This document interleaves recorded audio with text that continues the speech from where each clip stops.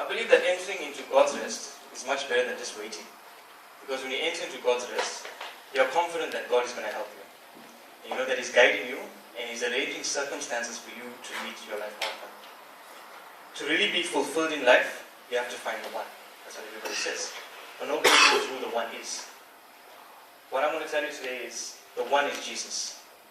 Your partner is your number two. In Exodus 34 verse 14, it says, "You must worship no other gods, for the Lord, whose very name is jealous, is a God who is jealous about His relationship with you." Anytime your marriage or relationship is not where it's supposed to be, chances are likely that you want your partner to meet a need that only God can. Like to give you true happiness, peace, and joy. Today's philosophy of relationships is far below God's standard. We tell our partners that we're going to meet them halfway, which is 50-50. That's do unto others as you want them to do unto you. But the problem is when Jesus said that, He was talking about brothers and sisters relationship. His standard for marriage is much higher than that. Because He says that you need to love your spouse as Christ loved the church. And if you have to describe that kind of love, I would say it's an agape kind of love, where you're not holding anything back. So it's 100-100.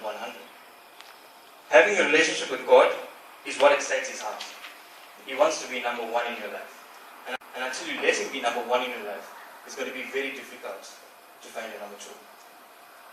When you make God your number one, that's when He'll start preparing you for your number two. The world must be able to identify something different in your relationship. I learned this illustration from another preacher that I've listened to.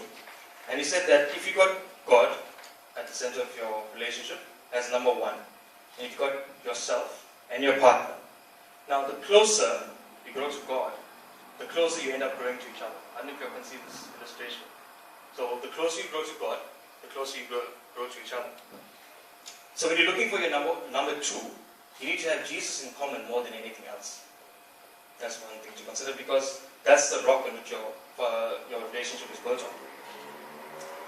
Once you believe that you've got God at the center of your relationship, and you're in a committed relationship, you need to ask yourself, can you serve God better together than when you are apart?